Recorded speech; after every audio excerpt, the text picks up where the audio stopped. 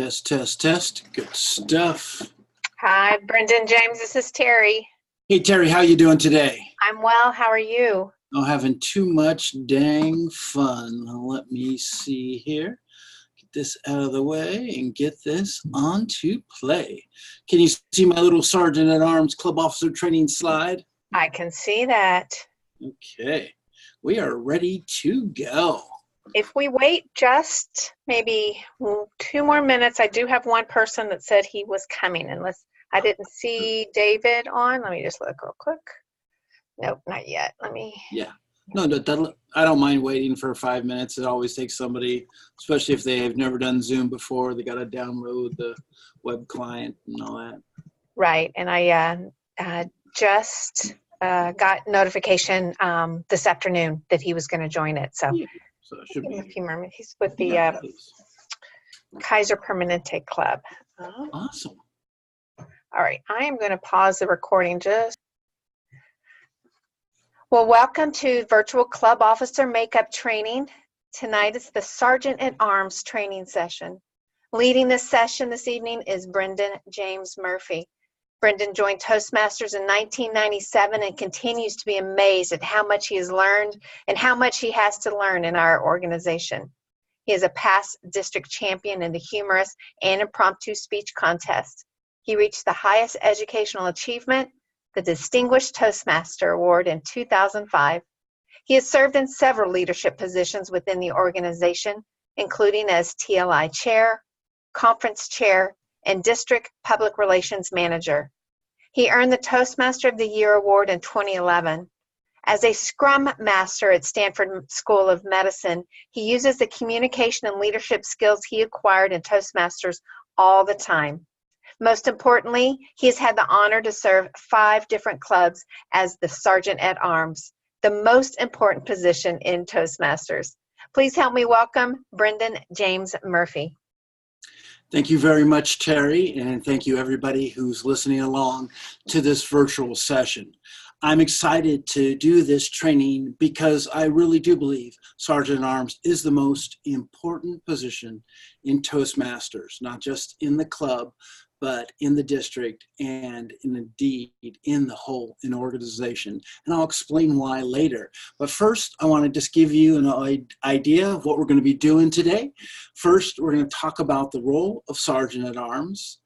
Second, we're going to talk about the responsibilities of an SAA. And then we'll look at some resources that will help you in your job as Sergeant at Arms. And finally, we're going to take a few moments to look at recommendations that you might have for each other. So with that, after we get through with that agenda, these are the objectives of this session.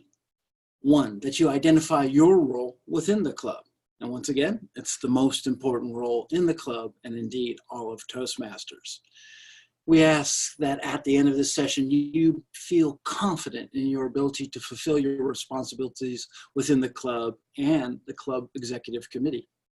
And finally, you'll find some resources that will help you fulfill your responsibilities. And as a bonus, we hope that you'll share ideas of what works well in yours and other clubs. The agenda and the objectives for this session, so let's dive right in. The SAA role is defined in this way in the club constitution, which is available online at Toastmasters International. The Sergeant at Arms is responsible for club property management, meeting room preparation, and hospitality. The Sergeant at Arms chairs the Social and Reception Committee. This is your generic definition of the role. This is your starting point, not the ending point. If you ever have any doubts on what you're doing, look at this definition as a guide. The material that will go through the rest of this session will be built on this statement. Once again, this is just the starting point, and it goes from there. All of what you do as an SAA is to support the mission of the club. The mission of the club is, to me, one of the most important and beautiful statements that has ever been written in or by Toastmasters. We provide a supportive and positive learning experience in which members are empowered to develop communication and leadership skills, resulting in greater self-confidence and personal growth. Wow. I love this statement because it shows what you're doing as an officer, as a fellow Toastmasters, for other people. You're helping their lives to get better. This is powerful in our world today where we need to support each other in community and be helpful to each and every one that we meet. And you do this as a Toastmaster, as a club officer, and of course, as a Sergeant at Arms, which just so happens to be the most important position in Toastmasters. So everything you do, tie it back to this statement, and you'll know that you're doing it right because you support the mission of the club. Now, we're going to look at how the SAA role relates to the club meeting before, when you get there, during the club meetings, and after club meetings. So all those time frames around and within the club meeting are a great way to look at how you fulfill your role in support of that amazing mission of the club. So before a club meeting, you need to confirm the room reservation. The formula is this simple: no room, no meeting. We don't do virtual meetings on a weekly basis or a monthly basis because we need that face-to-face communication when we practice and give feedback. You have to have a room. I think this is very important for people who come in as Sergeant at Arms to a club that's been going along for months or years, and hey, you just use the same room again and again and again, and you assume it's yours, it's reserved for you. Whether it's at a restaurant, a church, or within an office building, you just think you have it. That is not necessarily so. You need to confirm that you have it. In fact, you need to be in charge of ensuring that you know who to reach out to confirm your room. This is especially dangerous for people who work within office buildings, and everybody knows, hey, that's the Toastmaster room, that's the Toastmaster room. When I was at AT&T, we had one room that was perfect for our club. But every once in a while, somebody would jump in and reserve it because we didn't know that we needed to confirm that reservation. So we changed our policy and made sure that the SAA was always confirming the room reservation, ideally months in advance, if not years in advance. Do that and make sure that you're aware of who you need to talk to in case a reservation has problems. You also need to ensure that there are club supplies and, of course, the club equipment, whatever that is. If you have a little suitcase or a box of supplies, make sure that's ready to go. Check it a few days before the meetings in case you need to refresh the supplies or some equipment is not working properly. These things are vital to the smooth operation of a club meeting as well. So make sure that room is there for you. No room, no meeting. Make sure you have the right supplies and materials to get the club running smoothly. Upon arrival at the club meeting, you need to make sure that you get there early, right? Get there at least 15 minutes. I try to get there 30 minutes in advance, just so everything can be done smoothly and you're ready to greet people as they come in. You arrange the tables and chairs for the optimal performance of the meeting, and you set out the meeting materials and promotional materials, especially the agenda and anything else that will help inform the guests and the members, and any promotional materials, especially for guests. Please check the room temperature and make sure that it's adequate. If it's either too hot or too cold, you will not have a successful meeting. This is one of those simple fundamentals that we often forget. We assume the room temperature is going to work. My current clubs meet in Denny's. We have a great room, but sometimes the temperature is not right. It's either too hot or too cold. One time we came in and the air conditioner wasn't working this past summer, and we had to open up the emergency exit doors just to bring in a breeze to cool the room down enough so that we could have a good meeting. Vital that people are comfortable in the room as much as possible. So take care of that room temperature. And once again, if you're working with somebody who knows the room and how to manipulate the temperature, make sure you can reach out to them at the appropriate time. And then this is the most important thing you'll do as a Sergeant at Arms. Greet members and guests. Not just guests, but members and guests. One of my favorite authors is Bert Decker. He wrote, "You've got to be believed to be heard." Now, Bert Decker was a communication consultant, a big supporter of Toastmasters and our mission. And in this book, which I think is a classic on communication, he has this line: people buy on emotion and justify with fact. People buy on emotion and justify with fact. To me, this is the most important thing you'll learn in this training, and this is why your office is the most important position in all of Toastmasters. When people arrive at Toastmasters, first-time guest or long-time member, they are coming as a natural human being is predisposed to do, with good days and bad days, and they have a lot of stuff coming in, baggage, so to speak. How they are feeling as they enter through that doorway is something you can change by greeting them warmly. A handshake, a smile, recognizing their name, or asking their name if they're a guest. Make sure they are realized as somebody who is special to the club, and you're excited that they're going to be here tonight. What you're doing by all of those things is putting them into a positive emotional state, giving them an emotional reason to like what happens during the next 1 to 2 hours.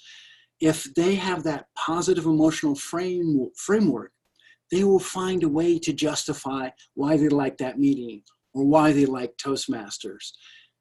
That is that important inflection point which you control as Sergeant at Arms. Make sure that that happens to everybody who's walking through that door. You control that door as SAA, and you control the people who come through it. But more important, you influence the emotional state of the people who come through that door. This is so important to the success of the meeting, success of the club in the long term, and success of the organization. If people find a way to like what's going on, they'll find the facts to justify their appreciation of what's going on. Please remember that. Please apply this principle not just to guests, but to members, so that your meetings are always considered successful, because people have that positive emotional disposition before the gavel is put down on the lectern. All this you do upon arrival at the club meeting. It's a lot to do in 15 minutes, might take you 30. Make sure everything is set up for success. That's the big thing of what you do, especially as we talked about greeting those members and guests. During the club meeting, you welcome late arrivals, make them comfortable, get them a seat, maybe just sneakily hand them the agenda, and then you coordinate food services, if any. Now, once again, our club meets at Denny's, and if somebody comes late, we work with the waiter to come in, take their order as quietly as possible, make sure they have food. Food is not only calories, there is an emotional component to food. So please respect a person's emotional response to the food and the food service they receive. If you don't meet at a restaurant, you might occasionally have potlucks in your room. Make sure that everything around that potluck is done smoothly, so people get the food that desire and you have everything that they need, such as plates and utensils and napkins and cups and ice. You don't have to do it all yourself. You work with other Toastmasters of your club to make sure it's happened, but you're in charge. So coordinate that food service, especially during potlucks, which is a different experience. Or if you meet at a restaurant, make sure you know how to work with the waiter or waitress to get the food service if somebody comes late. If there's voting in your club, collect the ballots and tally the votes when necessary, and make sure that everything is going smoothly during that meeting. One other thing that's not mentioned on this official Toastmaster slide is help the Toastmaster and a speaker or anybody who's doing any presentation, if there's anything that needs to be moved or a special setup when that happens, please help and make sure that that goes smoothly as well. Now we come to the part after the club meeting. You're not done yet, much still to do. You need to make sure the room is back in its original configuration. You had a great meeting. It was a lot of fun for everybody. You got there 30 minutes early, and now I'm asking you to spend 10 to 15 minutes after the meeting working with others to make sure the room is in its original configuration. And also pack up and store your materials, make sure you got everything, and then dispose of trash. This is important. As Toastmasters, we have a brand, and if you're at an organization and they have another meeting from maybe another group of employees or other people coming in as guests of a restaurant, they're going to see that room, and if it's nice, they won't think of anything. But if it's trashed and not organized well, they will blame the Toastmasters and, of course, will blame you. That's bad for our brand. That's bad for people who might someday want to join Toastmasters but think, no, they're a bunch of slobs. So be aware that it's your job to be a good guest and make sure that you return that room nice and tidy to its owner so that we can use it again next week and not get any complaints. So that's all the stuff around the club meeting. That's a majority of what you're going to do. But you do have duties outside of what the club meeting entails. First, you make sure that you schedule the meeting location and, of course, confirm that reservation. Ensure adequate supplies are available. If you don't have the right supplies, you reach out to your executive committee, and we'll talk a little bit about that later. But you're not in charge of ordering the supplies and paying for the supplies, but you need to make sure that you're saying, hey, I need more ballots, I need more ribbons, I need a gavel. These are the things that you check on because you own that box. Attend those executive committee meetings and make sure that your attendance is valuable and you have things to input to that discussion. Arrange your replacement or assistants. Two things about this. You're not going to necessarily make every meeting of this Toastmaster year. That's okay. Just make sure that you have a replacement ready to go and make sure they know everything they need to do. Also, in terms of assistance, I would advise you to get a committee, assistant SAAs, ASAAs, to help you in your job. And sometimes you'll be busy as Sergeant at Arms, maybe you're working with somebody to take care of the temperature in the room and a guest comes in. Well, your assistant Sergeant at Arms makes sure that person is greeted warmly and has a positive reaction at the very beginning, as soon as they walk through the door. Also, as being a Sergeant at Arms, you're in charge of the hospitality committee, arranging those holiday parties, those summer barbecues or special potlucks. You shouldn't have to do that by yourself. You're a leader. You should have a committee to help you so you can delegate to them and get things done, not just as an individual, but as a group.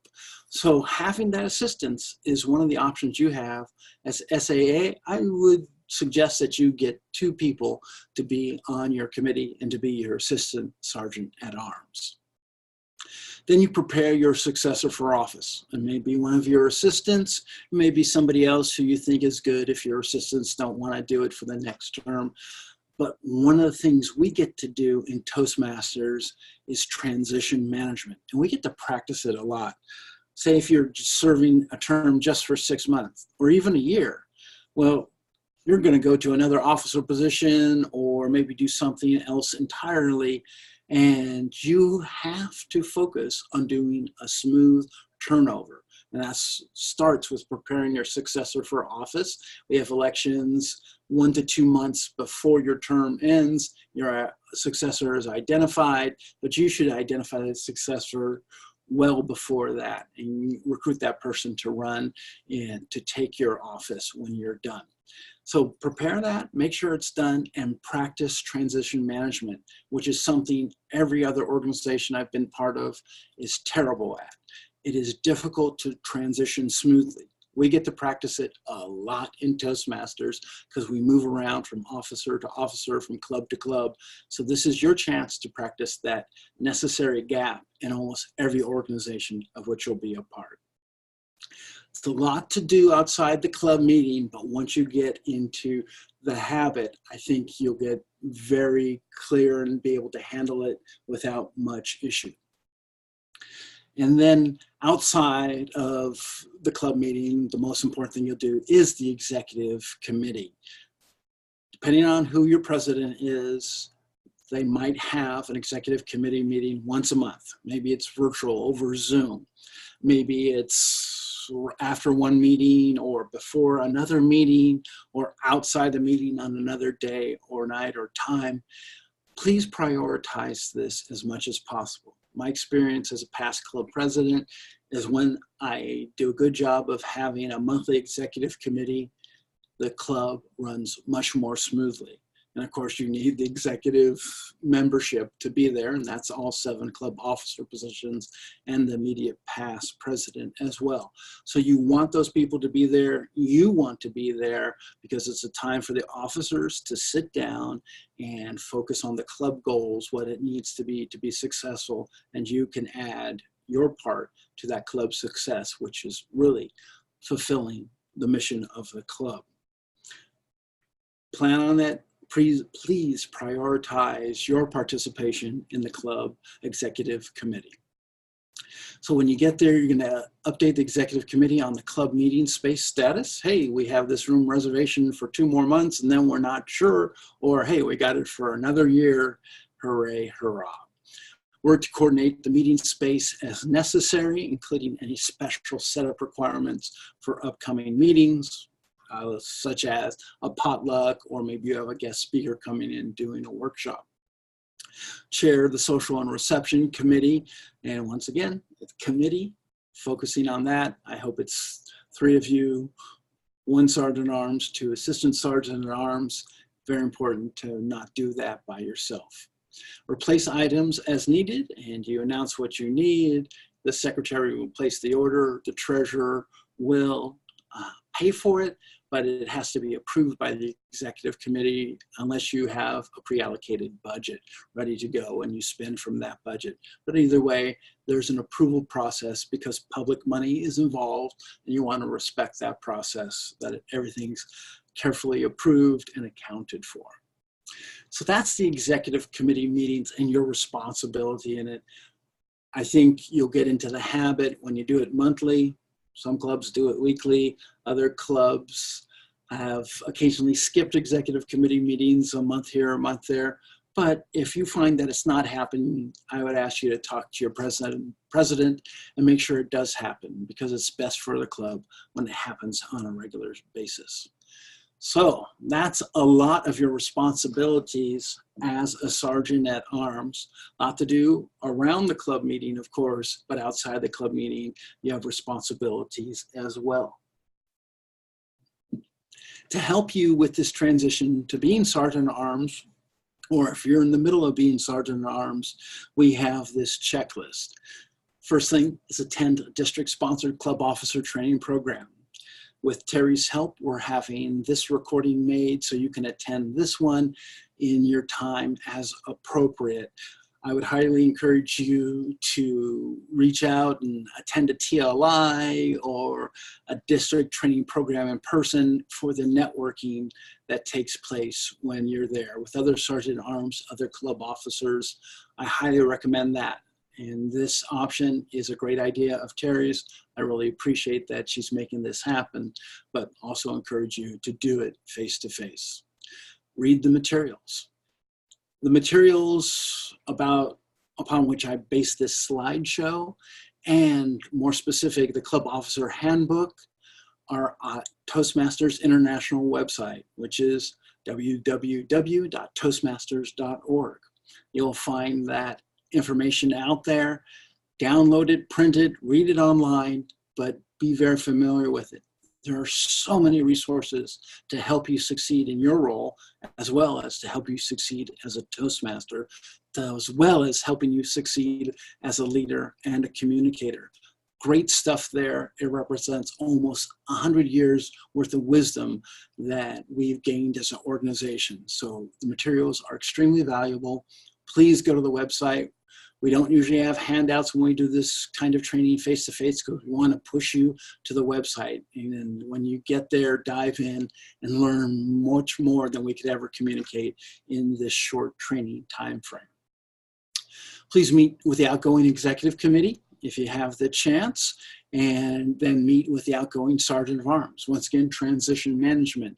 We hope the transition to you as SAA goes smoothly. So do that if you have the opportunity to do so. And then, of course, meet with the current executive committee meeting.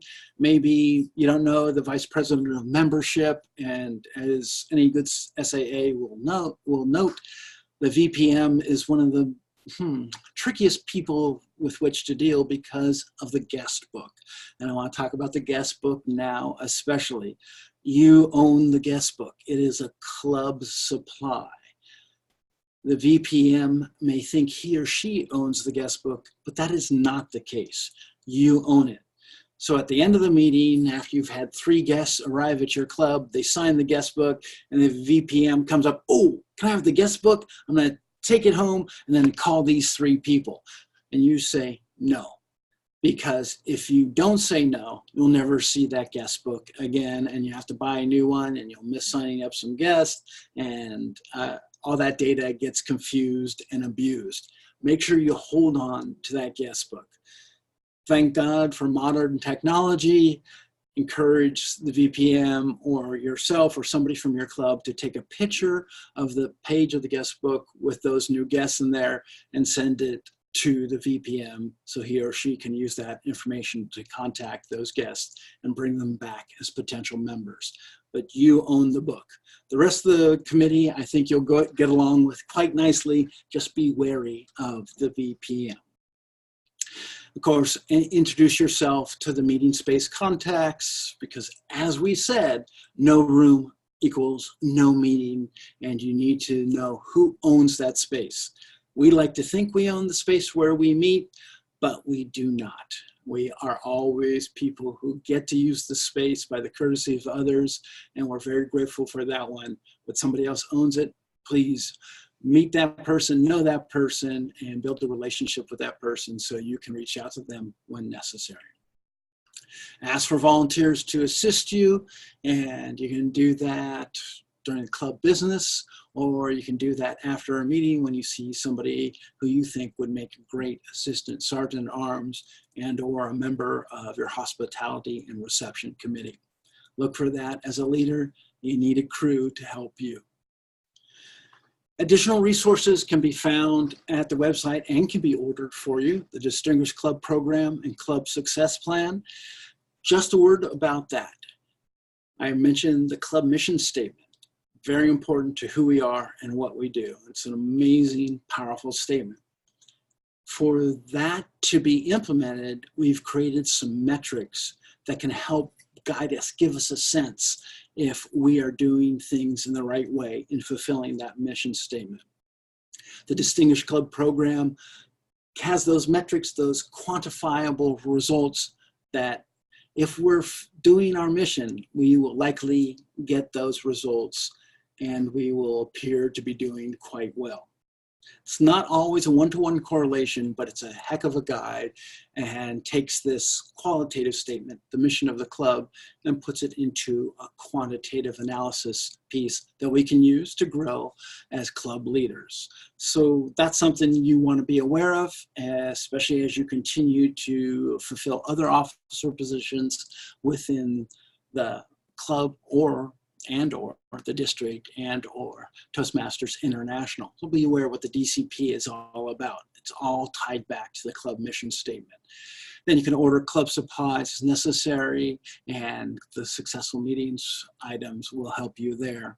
And often clubs use item 163. It's ballots and brief evaluations. It's a single sheet with some chance for people to write 1 or 2 brief sentences of evaluations for every speaker.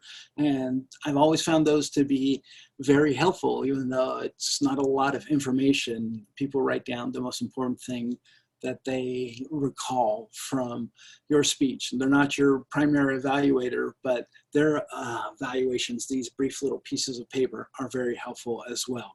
So if your club uses that, make sure you have plenty of those. And if you vote for better speaker, better evaluator, or better table topics respondent, all that information is there. Makes it very easy in terms of managing the meeting for the Toastmaster.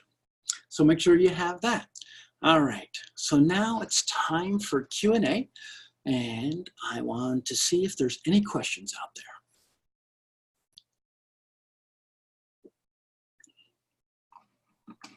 Hi, sorry. Thank you very much, Brandon. I do have a couple questions. When you were talking about finding a replacement when you're not able to make a meeting, I was really intrigued with what you said about having a Sergeant at Arms committee, a group of people that could help you. In your experience, who are those people? Are you using other officers or other members, maybe even new members? And about how many people have you found it to be successful with? Or like how many people on the committee? Yeah, I would say just go for 2. You know, most clubs at Charter Strength have 20 people, right? And 7 of those people are officers, and the immediate past president, excuse me, is part of that executive committee meeting. So you have these 8 people, and then you have 12 other people as well. Well, getting other of those people involved is very helpful, but the VPPR might suck up 3 or 4 of those people, and the VPM might grab a few more, and the VPE might get some help in those ways. So I think you have a limited pool from which to pull, and I would advise against getting other officers. Even if you're a small club and maybe you only have 14 people, well, more than half of those are officers. Please don't go to those officers. They're busy doing their thing, their support of the club mission in their own way. Get somebody else, and if you end up with only 1 person, that's a huge help because you have somebody with whom to bounce off ideas. Ideally 2. I would go after an old Toastmaster who maybe has been a past officer and is just doing the Toastmasters program, enjoying the club and everything like that. Maybe he or she is a mentor. Grab one of those people because they have a lot of wisdom to share. And then I would grab a newbie. So that's what I would do. The old Toastmaster like myself and a brand new Toastmaster with some new energy. And between the 3 of you, I think you would come up with some great ideas to do things. And you'll have, at the very least, you would have a great sounding board. And yeah, it's very helpful. Thank you. I like that. I really like that idea. I had not heard of that before, but it makes perfect sense having someone that when you are going to be gone that maybe you've already kind of trained to help out to do your role as a replacement for your role. One of the other questions I had is regarding the supplies that you talked about to make sure the Sergeant at Arms has the supplies necessary. One of the things with the legacy educational system, there were manuals around, and I know the club that I'm in, Ukiah Toastmasters, we had extra manuals. So if someone was brand new or wanted to look to see what their next manual is going to be, and then they would order it and replace it, but they had one to look at the club. Mhm. With the new pathways, do you currently keep anything printed as part of those resources to kind of help in that same way? I know it is intended to be an online system, but for new people and as part of your resources, do you keep anything printed? Yeah, I think that's a very good point. We have an advanced club of where I'm serving as Sergeant at Arms, and we haven't had the need to have those manuals handy, but we will have the need certainly by next year, June 20, 2030, excuse me, 2020, June 30th, 2020. So what we will do at that point is definitely have uh, some of those manuals available from the new program. And Pathways has a lot going on, and our committee will have to make a judgment call. What do we need? Maybe we'll get one for each pathway. So at the very least, we have one manual ready to go. Somebody comes in and we can give it to them, and then they can replace it later. But ideally, you would have the full set, maybe based on club budget. It's not possible, but then you would look at your current club membership, which pathways they're on, grab those manuals, have them there as a backup. And I think that's a huge help to everybody. And then you can say, okay, we can give you this manual and you can replace it later. Or if they don't want to do that, they can just look at it, maybe write some of the information they need for the evaluation that night or whatever, and be ready to go. But I think that's a great idea. Hadn't really thought of it myself, but I know it's coming. Once again, Right. June 30th, 2020, those legacy manuals, they're all no longer valid. Correct. Good. Another question. I know that you have been a sergeant at arms many times and in many different clubs. If there was one pearl of wisdom that you could tell a new sergeant at arms person that's coming into the role for the first time, something that maybe you might have learned the hard way, is there anything that you can share as a piece of wisdom? Yeah, I think that's very important. Oftentimes, a sergeant at arms is a newer member of Toastmasters, and maybe they join Toastmasters to come out of their shell. And they say, okay, we'll give you this easy little job here. You just have to set up the room, and you don't have to do much more than that. Well, that's incorrect, because obviously they have to go out and greet people and make those people feel excited to be there that night and enthusiastic. So what do you do with somebody who's shy and say, you go greet all these strangers, right? Not just the members of the club who you kind of knew when you joined, but all these brand new guests. And I think what I would do to encourage them or give them confidence is to practice smiling at other people. Because what happens when you smile at other people, they tend to smile back.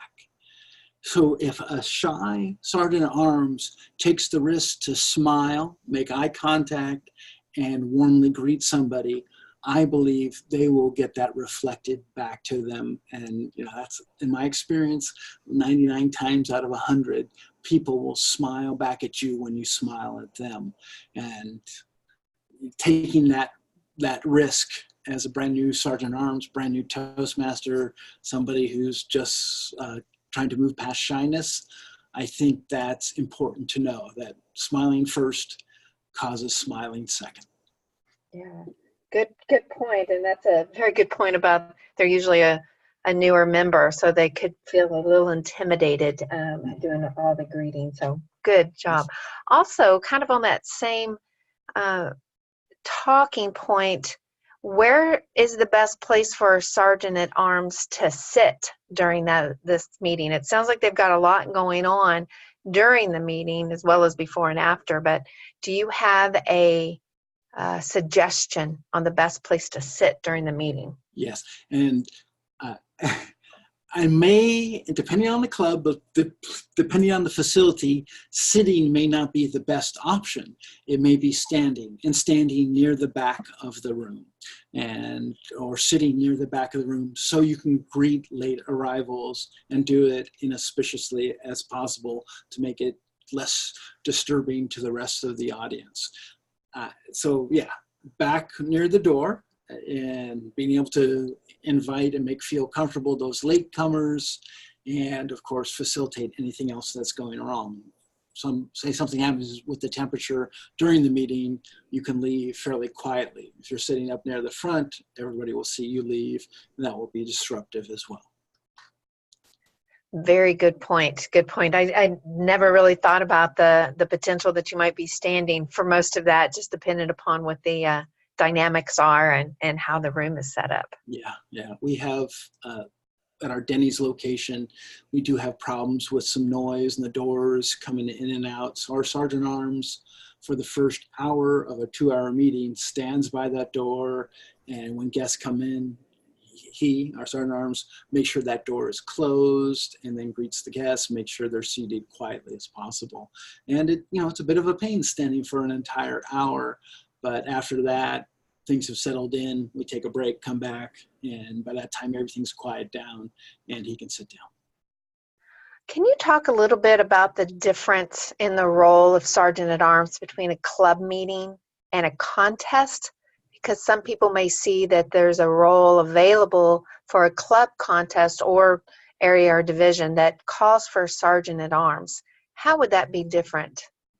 Yeah, it's different in some key ways. First, there's 6 official Toastmasters contests. One is for the sight impaired, and then the other 5 are tall tales, which we often don't do in District 57, the humor speech, which we used to do in the fall conference, which we don't have anymore, and table topics, which I think we will do occasionally, but the 2 we did last spring are the evaluation and the international speech.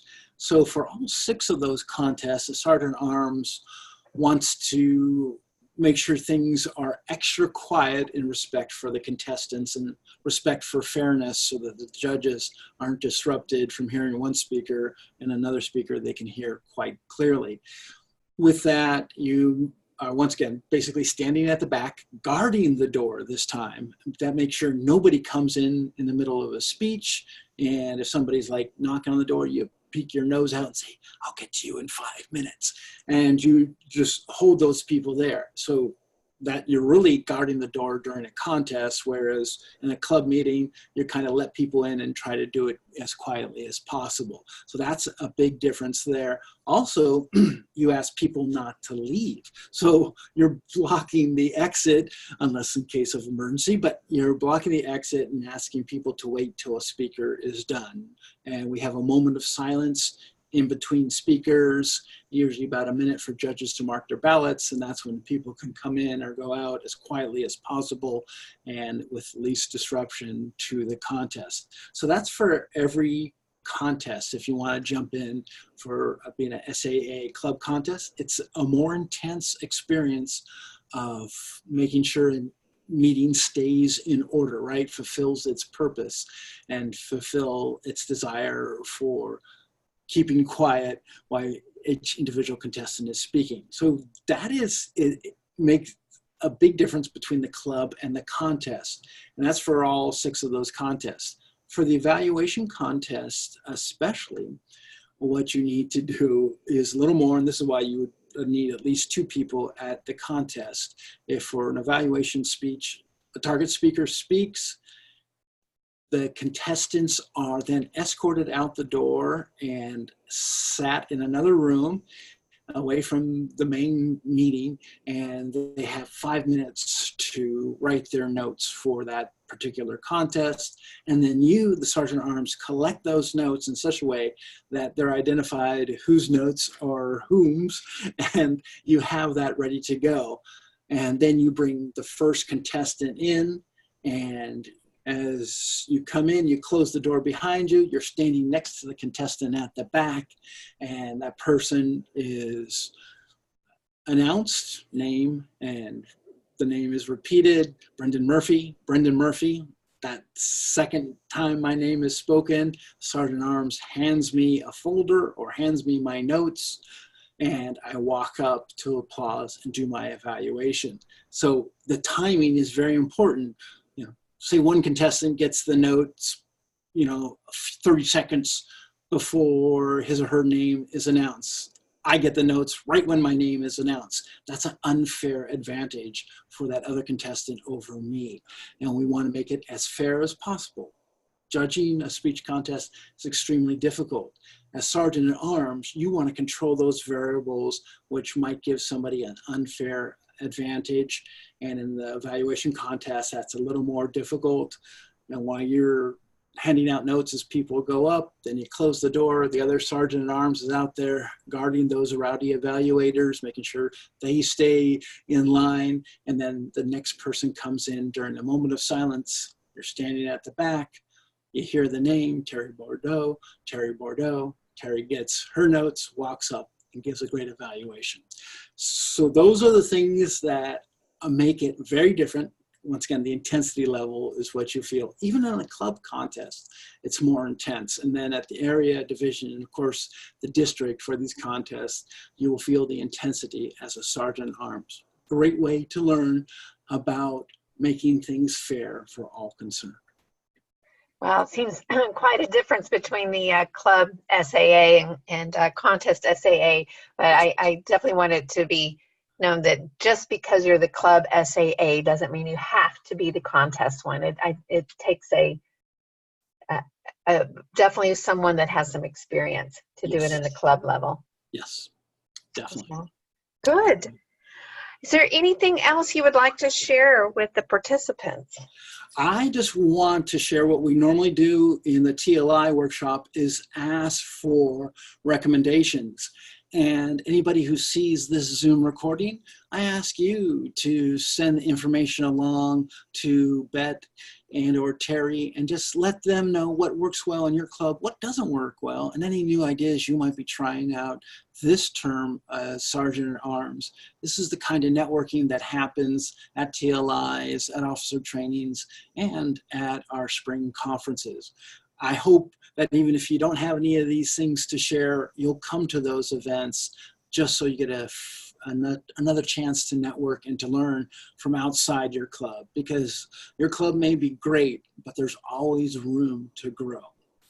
And I just want to conclude with the idea that the Sergeant at Arms is the most important position in Toastmasters, not just the club, but the whole organization. It's a powerful role because you set that emotional framework and get people to be open to the wonder that is Toastmasters as we fulfill our awesome mission of the club. Thank you, Terry. Thank you so much. Today's speaker for the Sergeant at Arms training was Brendan James Murphy. So thank you again so much for your time today. Thank you.